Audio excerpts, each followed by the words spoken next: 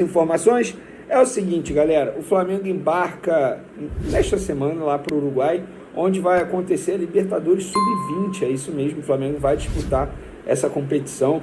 Alguns jogadores, vários jogadores foram inscritos pelo Flamengo nessa competição. Eu vou destacar o Lohan, o jogador que, na minha opinião, pode ser a próxima venda milionária do Flamengo. Tem também o nigeriano Chola, lembra dele, de 18 anos. Outro jogador que chama muita atenção, o goleiro Caio Baroni e o zagueiro Carbone. Inclusive o zagueiro Carbone, esses dois jogadores, na verdade, eles estavam com o Tite, com o elenco principal lá nos Estados Unidos, no início da pré-temporada. Vocês vão se recordar, dois jogadores que estavam com o elenco principal.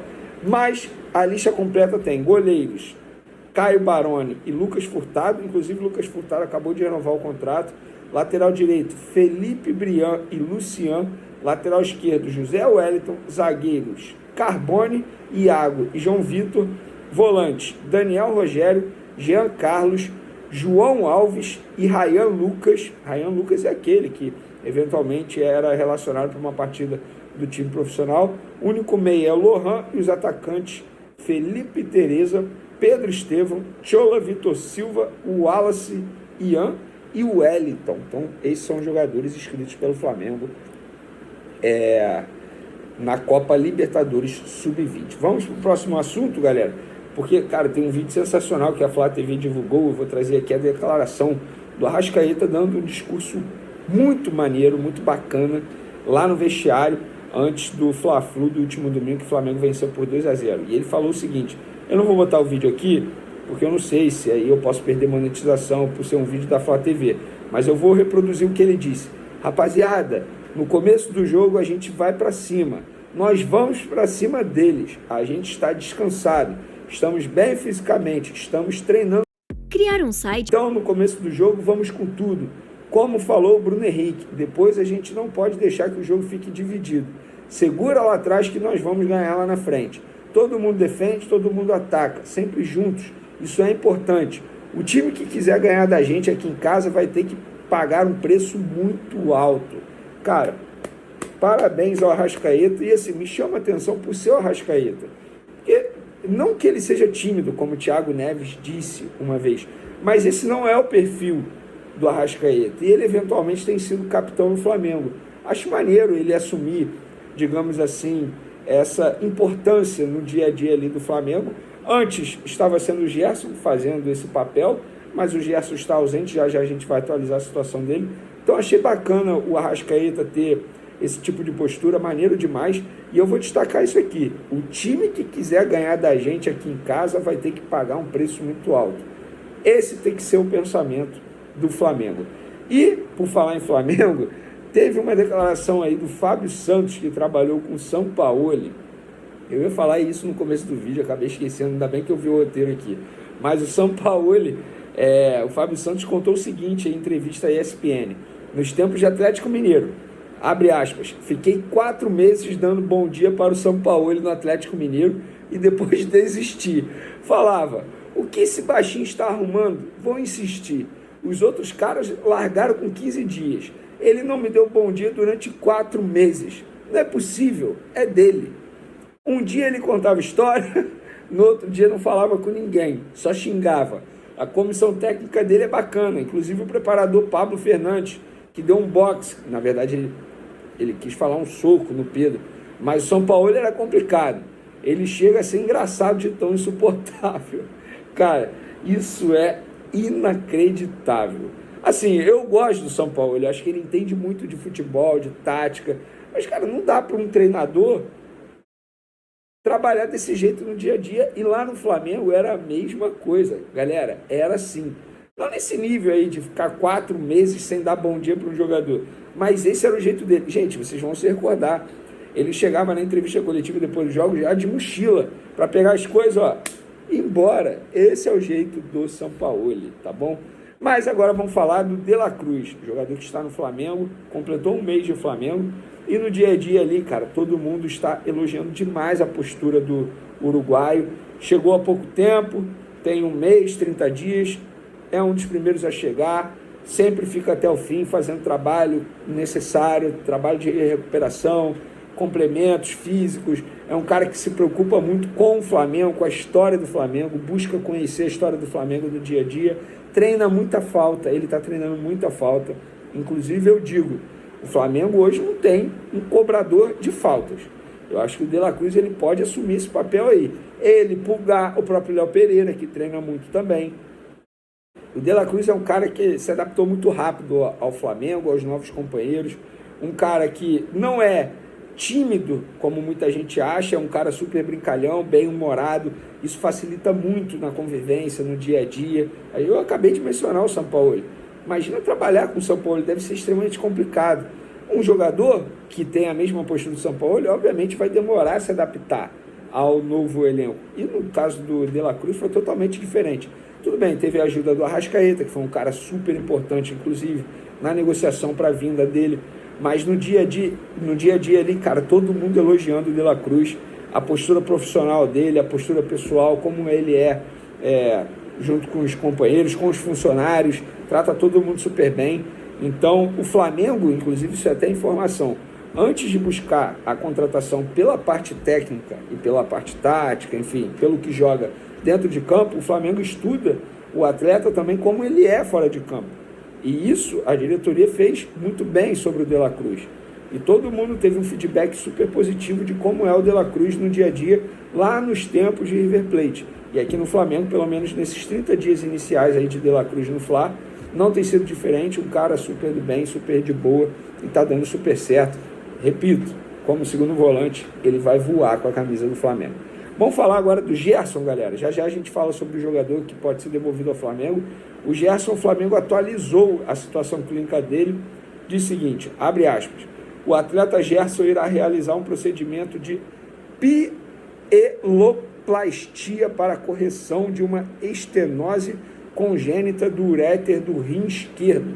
O procedimento será realizado pelo Dr. Renato Muglia no Hospital Copo Star na próxima sexta-feira, no dia 1º de março. Assim, no bom português, conversei com o médico que pediu para não ser mencionado o que é esse problema do Gerson. Ele disse o seguinte, ele disse, estenose é apenas um entupimento do canal renal. Tem um canal renal ali que está entupido do Gerson. E nesse procedimento cirúrgico, ele será, entre aspas, reaberto na cirurgia para que ocorra o esvaziamento normal do rim. E esse entupimento é o que está causando as dores no Gerson. E por isso ele não pode entrar em campo e é desfalque, e por isso vai ter que passar por essa cirurgia. Então a gente desejar aí um bom retorno ao Gerson, uma boa recuperação no Campeonato Carioca. Gerson descartado, e agora é torcer para ele voltar o quanto antes, até porque isso obviamente vai atrapalhar esse início de temporada do Gerson. Questão física, mas o Gerson sempre foi um cara muito bem fisicamente. Então, dos males, entre aspas, o menor, vamos dizer assim, mas boa sorte ao Gerson, que tudo ocorra muito bem na cirurgia dele na próxima sexta-feira. E agora, para finalizar nosso vídeo, galera, jogador que pode ser devolvido ao Flamengo por conta de ato de disciplina.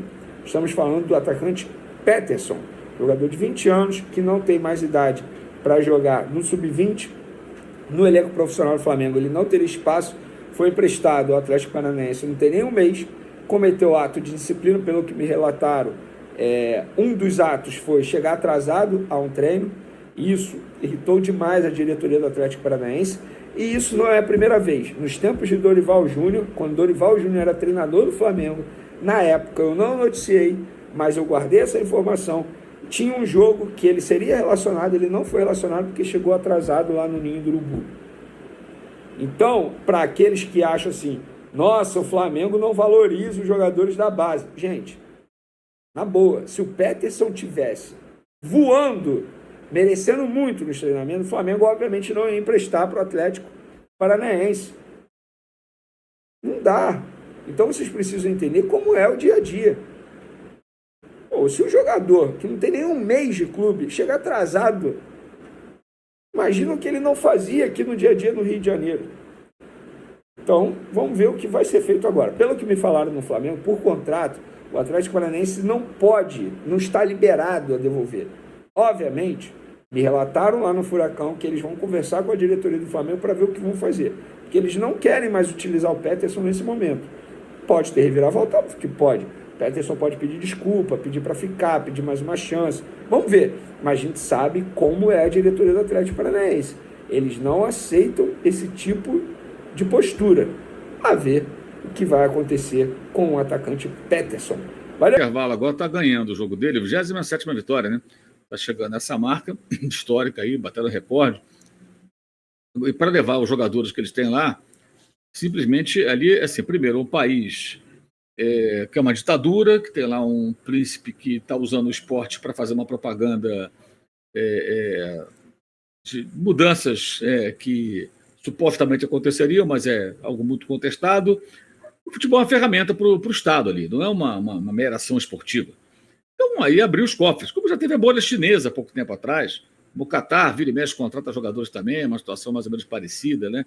O PSG é uma ferramenta do jogo geopolítico, não é um time de futebol apenas para o emir do Catar. Então, assim, algo que não tem nem como, não tem como um clube de futebol pensar em fazer algo parecido com o que fazem os times da Arábia Saudita, porque é uma política de Estado nesse momento. Aí você pega o time do Jesus lá, o Al Hilal, né? Olha o time do Al Hilal, os jogadores que lá estão agora, tá? Koulibaly, o zagueiro, estava na Premier League. Napoli, Chelsea, tá lá. Renan Lodge, foi seleção brasileira. Milinkovic Savic, jogador da seleção sérvia, foi da Lazio há muito tempo. Muita bola. Rubem Neves, Malcom, Mitrovic. Quer dizer, cara, são jogadores que, se o time brasileiro quiser contratar, vai ter muita dificuldade. Eu tenho o Neymar, que está machucado, voltando agora. E tem o Michael no banco. Michael no banco, por exemplo. Tá? Então, são vários jogadores internacionais que jamais jogariam no Brasil, por uma razão muito simples. Mesmo que o Flamengo chegasse lá na Lazio há algum tempo, que eu quisesse contratar o Milinkovic Savic, o cara ia falar, pô, mas vou jogar o quê? Libertadores, o brasileiro. Ele fala, pô, aqui eu tenho a chance de jogar a Champions. Você, o cara vai querer vir? Difícil, hein? É difícil. Não, mas teve um sérvio que fez história no Flamengo, o Petkovic, sim, mas, poxa, aqui na Lazio eu jogo Liga Europa, posso jogar Liga dos Campeões. Série A da Itália é mais vista do que o Campeonato Brasileiro. Mas ele foi para a Arábia Saudita. Você imagina a quantidade de dinheiro que puseram para o cara. Para ele sair da Itália, não para a Premier League, que era, até muitas vezes teve especulado em times da Premier League e tal, e ir para a Arábia Saudita. É uma quantidade absurda de dinheiro que nenhum time vai ter.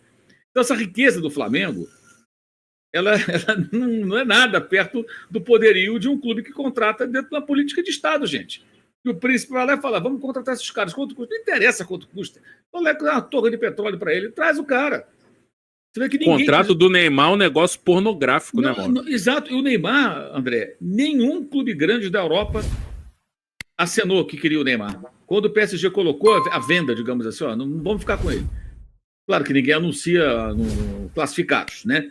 Mas o mercado fica sabendo, o cara não vai ficar. Você solta isso do mercado, não vai ficar. O Messi está saindo para os Estados Unidos, o Neymar não vai ficar. O time vai ser outro, vem agora o Luiz Henrique, vai ser esse Mbappé e tal, acabou, vamos trazer fulano, ciclano. O PSG está mudando ali o seu perfil, não quer mais o Neymar. Nenhum time importante da Europa acenou que queria o Neymar. E eram 90 milhões de euros, que é uma quantia que não é, por incrível que pareça, não é absurda para o futebol europeu. Né? O próprio Neymar custou 222 milhões quando foi comprado ao Barcelona pelo Qatar, pelo PSG. E aí os caras levaram ele para a Arábia Saudita. E está lá. Quer dizer, não tem como. Então você não consegue trazer esses jogadores. O nível sempre vai ser outro.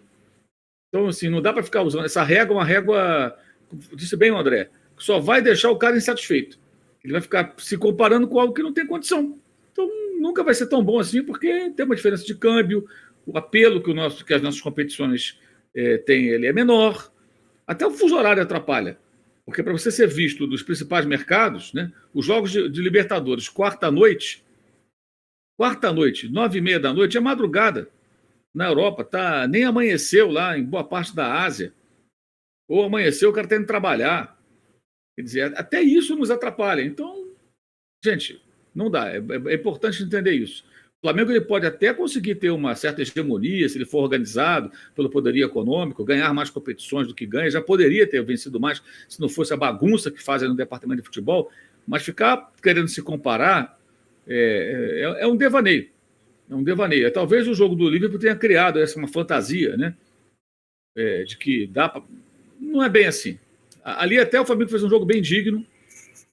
Acho que o Liverpool mereceu vencer. Acho que já mereceu vencer no tempo normal. Mas o Flamengo competiu. Teve mais a posse de bola, jogou. Uma cena que eu não vou esquecer nunca, porque eu vi de lá, a televisão acho que nem mostrou. Teve um momento do jogo, o Flamengo estava com a bola no campo de ataque, o Liverpool ali, o Klopp estava quicando de raiva na beira do campo, gesticulando para os caras. Porque a televisão mostra muito o Klopp rindo, né? Sempre rindo, aquele dentão dele de Mentex, sempre sorridente e tal. Mas ele fica na bronca também. Claro, como todo técnico, ele estava quicando na beira do campo, sabe? Pulando de raiva, gesticulando, por quê? Teve uma hora que o Flamengo ficou com a bola, cercando. Agora, não conseguia entrar na defesa, criar uma clara situação de gol, não conseguia. A defesa dos caras fechadas. Aí, na saída, na zona mista, eu perguntei ao Felipe Luiz. Falei, pô, você jogou numa defesa feroz, no Atlético de Madrid, principalmente, jogou na Inglaterra. Falei, qual a dificuldade de enfrentar um time como esse? Ele falou, os caras simplesmente não perdem a concentração. É difícil você pegar ali uma brecha, ali uma distração, um vacilo, um erro, para você meter uma bola e alguém entrar e poder chutar para o gol. Eles simplesmente não se desconcentram. O tempo todo ali você tentando. E aconteceu. Se vou lembrar, o jogo teve uma boa parte que foi isso. Bola com o Flamengo. E o Klopp não estava gostando. Porque ele sabia já da qualidade dos jogadores do Flamengo. Ele só foi estudar o jogo do Flamengo, o time do Flamengo, depois que ele venceu o Monterrey. Mas naqueles 2 dias ali, 3 dias, os relatórios que a equipe dele apresentou, ele percebeu, esses caras têm bons jogadores, eu tenho que tomar cuidado. Ele sabia que o Bruno Henrique ia dar canseira no Arnold, como deu em alguns lances. Ele sabia que se ele não levasse a sério, poderia perder. Tanto que antes do jogo, até eu conversei com o colega da imprensa inglesa, e eles falaram, olha, a gente não sabe se ele vem com força máxima contra o Flamengo, não, que contra o Monterrey ele botou um mistaço, né? Botou um misto ali, tudo bem. Mas chegou no dia, ele botou o melhor time que ele tinha. Botou o melhor time, porque ele pensou, eu não posso vir aqui fazer vergonha, né? Não posso vir aqui perder para time sul-americano. Fica feio. Então, ele pôs o melhor time possível e só ganhou na prorrogação. Então, o Flamengo fez um jogo muito digno lá. Teve aquela bobagem, troféu, posse de bola, não sei o quê, que quem não torce do Flamengo ficou falando. Mas o Flamengo fez um jogo muito digno lá. Para mim, 2 times fizeram jogos lá que eu acho que são, dentro das suas propostas, eu acho que foram, nos últimos anos, aceitáveis. O Flamengo jogando a maneira dele e o Palmeiras também competiu, cara. O Palmeiras arrastou o Chelsea até o final. Teve que fazer um pênalti ali. Teve um problema que eu acho. O Palmeiras ele marcou tanto, correu tanto para não deixar o adversário jogar que não tinha força para atacar. Eu lembro de uma bola que deram no Dudu. O Dudu não tinha perna mais para correr, para tentar levar o time no ataque. Talvez tivesse que arriscar um pouquinho mais, né? Poderia tomar um gol, mas poderia marcar um gol e quem sabe vencer. Mas isso não coloca o Palmeiras no patamar de poder brigar com o Chelsea, mesmo o Chelsea não sendo o melhor time da Europa naquele momento, nem o Flamengo com o Liverpool. Então isso é uma fantasia, gente. Sabe, a gente tem que entender as diferenças. E essa fantasia é que gera coisas ridículas como o que aconteceu esse ano passado. O Fluminense foi lá, tomou um vareio, o Guardiola nem colocou em campo jogadores importantes que estavam fora de combate, não forçou para entrar, principalmente Haaland e De Bruyne, né? E teve gente achando que foi sensacional. Não foi sensacional. Não foi um vareio, não viu a bola. Aliás, viu a bola no campo de defesa e ficou batendo bola ali, e viu 4 gols. A gente não tem como ficar estabelecendo essa comparação. Isso é prejudicial até. Saudações rubro-negras, sejam todos bem-vindos e bem-vindas ao nosso canal Mengão News Oficial. Então é isso aí, rapaziada, essas aqui foram as nossas informações, né, onde Mauro César fala sobre a riqueza do Flamengo, comparada, né, a outros clubes brasileiros. O Flamengo está muito além, né, muito acima aí financeiramente. Também a gente viu aqui, né, o Vene Casagrande falando, né, do atacante afastado por indisciplina e pode ser devolvido ao Flamengo, e também a atualização, né, sobre a situação do Gerson, né? Então comente aí, rapaziada, o que você achou, né, das notícias e do nosso corte de hoje, beleza? Espero que vocês tenham gostado, pessoal. Se você não é inscrito, tem aquele botãozinho vermelho aqui, né, com o nome inscreva-se. Então é importante que vocês inscrevam-se no canal, deixem o seu like, ative o sino de notificações para você não perder nenhum vídeo aqui no nosso canal, né? Toda vez que a gente postar os vídeos, você ser notificado e assim sempre se manter bem atualizado das principais informações do nosso Mengão, beleza? Então, rapaziada, muito obrigado, né? Quero agradecer demais aí a cada um de vocês aí que tá se inscrevendo no canal, que vem deixando o like, comentando, ativando o sino de notificações, né? E também, pessoal, passando aqui para agradecer, graças a Deus, no vídeo passado conseguimos bater a meta de 100 likes. né?